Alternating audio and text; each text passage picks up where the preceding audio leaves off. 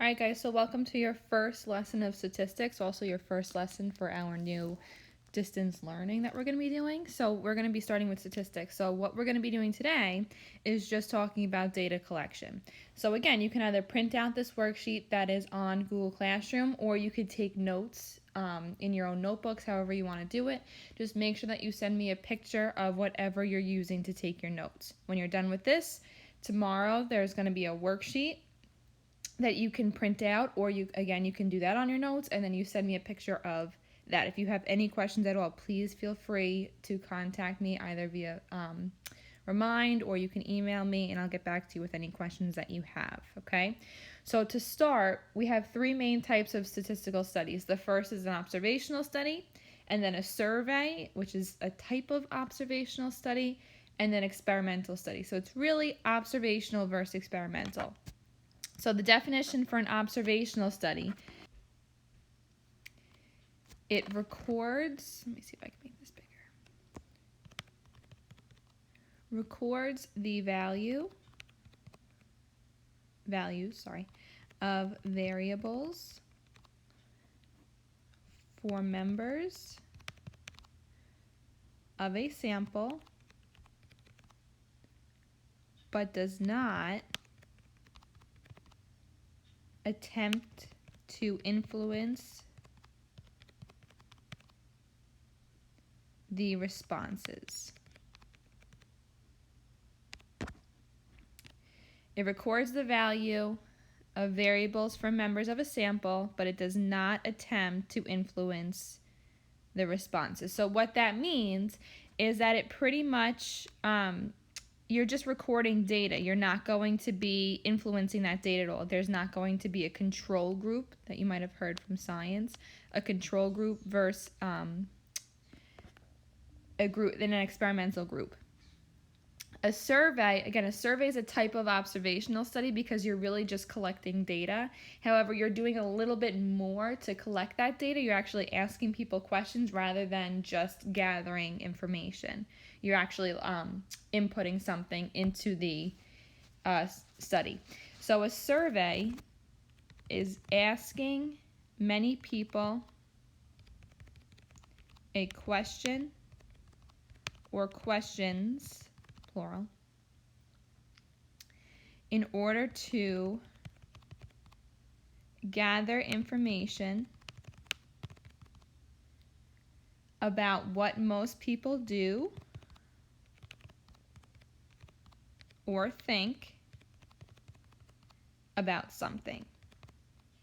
Right? This makes sense. We know what a survey is, so I'm not going to go too in depth. Again, the difference between an observational study and a survey is that in a survey, you're actually asking people questions, whereas an observational study, you're just gathering data. And then last but not least, an experimental study, I think you guys will find the easiest to spot. An experimental study is when you are imposing treatments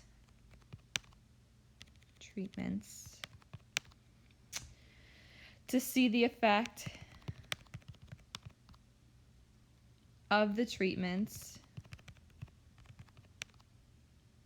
on some response.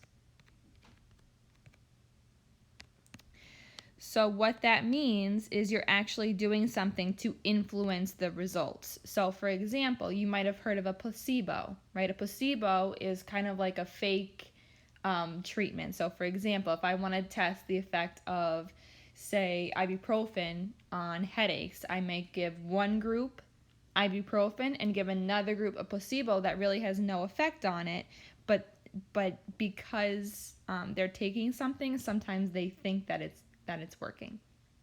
Okay, so experimental study, you're influencing the results by creating two separate groups. And then what's also very, very important to make sure that you're noting is that all studies, no matter what type, whether it's observational or experimental, has to be randomized. Random selection is very important.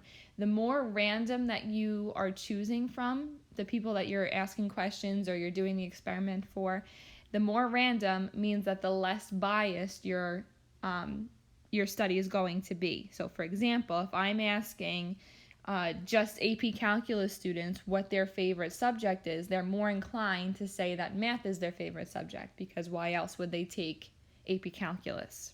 That type of thing.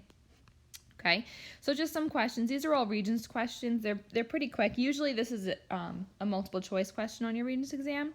So for number 1, researchers, well, the question, we're determining if the research is observational or experimental, and then explain why.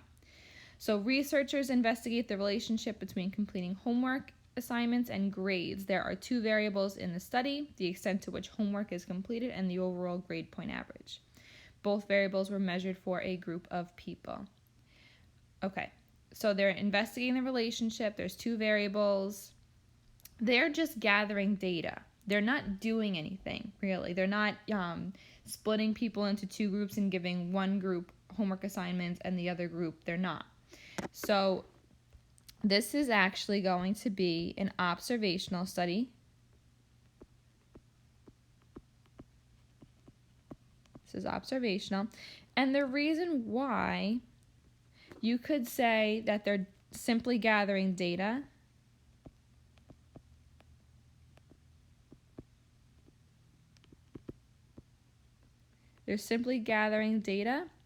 and they're not influencing any of the results. They're just gathering the data. They're not trying to specifically see what the outcome is by creating 2 groups or anything. They're not influencing results.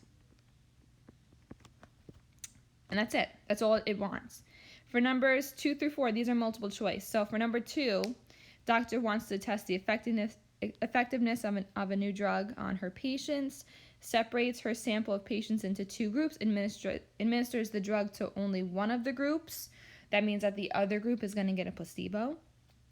She then compares the results. Which type of study best describes the situation? She is conducting an experiment here. So this is choice D. This is a controlled experiment. And the reason why, she's separating them into 2 groups, giving one group a drug, not giving it to the other group to test and see what ends up happening. Number 3, which task is not a component of an observational study? So choice A, the researcher decides who will make up the sample. That's not it, because you want to make sure that it's random, so you have to choose who's going to make up the sample. Letter B, analyzes the data received from the sample. That's not true. Once you get the data, you're going to analyze it. Choice C, researcher gathers data from the sample using surveys or taking measurements. Again, a survey is a type of observational study. And again, she's just gathering data. So that's going to be observational. And then choice D, the researcher divides the sample into 2 groups, with one group acting as a control group. This would be for an experiment.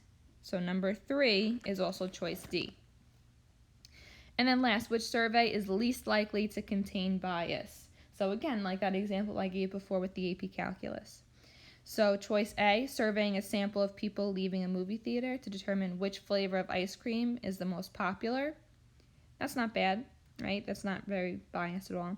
Choice B, surveying the members of a football team to determine the most watched TV sport. If you ask people on a football team, they're probably going to say that they watch football on TV. C, people leaving a library to determine the average number of books a person reads. If you're in a library, you're more likely to read books than a person that doesn't go to the library. So that is also bias. And D, surveying a sample of people leaving a gym to determine the number of hours a person exercises. That does not account for people that do not go to the gym. So that's also going to be bias, which is why number 4 is choice A. Okay, so you have a few questions to answer for this for homework. Let me know if you have any questions with anything. Have a good day.